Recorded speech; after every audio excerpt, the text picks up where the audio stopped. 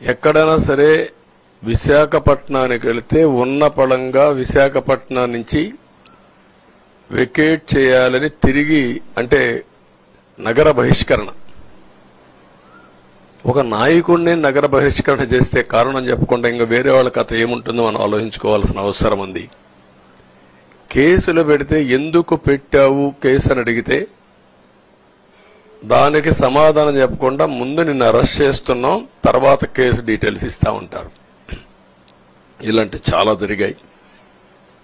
ఇవన్నిటికీ పరిష్కారం కోసం ఈరోజు మనం చూసిన తర్వాత ఇది మాకేదో అధికారం అని మేము అనుకోవడం లేదు, ఒక బాధ్యత.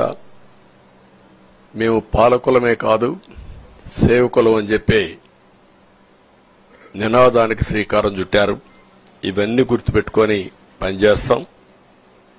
నేను చాలా స్పష్టంగా సూపర్ 6 ఇచ్చాం. అదే మాదిరిగా ప్రజాగళం ఎన్నికల మేనిఫెస్టో ఇచ్చాం. ఇవన్నీ కూడా ప్రజల్లోకి బాగా వెళ్ళాయి. ఒక హోప్ క్రియేట్ అయింది. ఇవన్నిటి ఫలితాలే నిన్న వచ్చాయి. అదే మాదిరిగా మేము ఇక్కడ మీరు చూస్తే ఒక పక్క తెలుగుదేశం పార్టీ మొట్టమొదటిసారిగా పవన్ కళ్యాణ్ గారు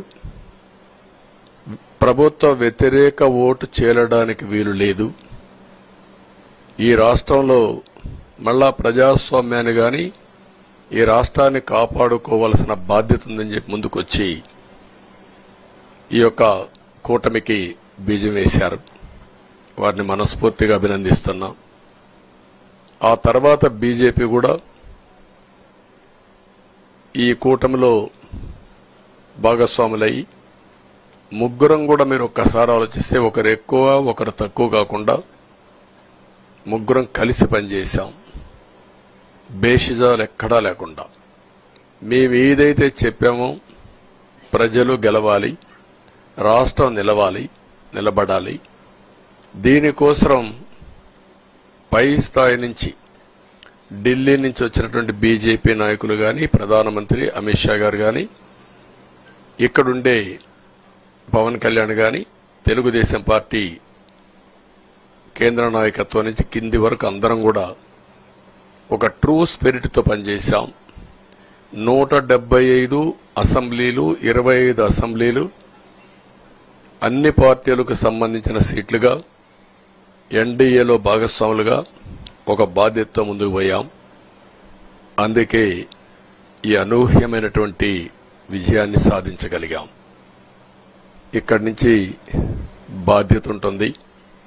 ఆ బాధ్యతని ఏ విధంగా చేయాలనో అవన్నిటి కూడా ప్రణాళికలు తయారు చేసుకుంటాం. అంటే ఈ 5 సంవత్సరాలు జరిగిన విధ్వంసం మీరు ఒకసారి చూసిన తర్వాత ఇది ఒక 30 సంవత్సరాలకు ఎంత డ్యామేజ్ చేయాలనో అంత డ్యామేజ్ జరిగింది. వ్యవస్థలు విధ్వంసమయ్యాయి. మొత్తం ఎకానమీ కుప్పగూలిపోయింది. అప్పులైతే ఎంత చేశారో ఇంకా లోతు పోతే తప్ప మనకు తెలియదు. ఎక్కడెక్కడ చేశారో ఏమేం చేశారో తెలియదు. ఇంకొక పక్క ఎక్కడికక్కడ సహజ సంపద ఒక శాండ్ కావచ్చు, మినరల్ వెల్త్ కావచ్చు, లేకపోతే ఏదంటే అది ఇంకా మాకు అడ్డే లేదు, ఏమైనా చేయగలుగుతాం, ఎవరైనా అడ్డొస్తే తొలగించుకుంటా పోతామనే ధీమాతో ముందుకు పోయారు. కొంతమంది భయపడి రాలేకపోయారు, ఎదిరించలేకపోయారు. నా కళ్ల ముందర ఒక రైతు చూస్తే ఆ పొలం పక్క నుండి ఇసుక తీసేస్తే అక్కడ భూగర్భ జలాలు ఉండవు, వ్యవసాయానికి నీళ్లు కూడా కొరత వస్తుంది, పక్క నుండే పొలాల్లో కూడా నీళ్లు ఉండవు. కానీ మాట్లాడే సాహసం చేయలేకపోయాడు. ఆయన కళ్ల ముందర ఆయన పొలంలో మట్టి తీసుకుపోతా ఉంటే ఎదిరించలేని నిస్సహాయ స్థితికి వచ్చాడు. మా వాళ్లు పోతే హౌస్ అరెస్టులు చేశారు. ఇవన్నీ చెప్పుకుంటూ పోతే ఒకటి కాదు, చాలా జరిగాయి. అవన్నీ కూడా ఏ విధంగా చేయాలనో చేస్తూనే మళ్లీ వ్యవస్థలన్నీ కూడా పునరుద్ధరించాల్సిన బాధ్యత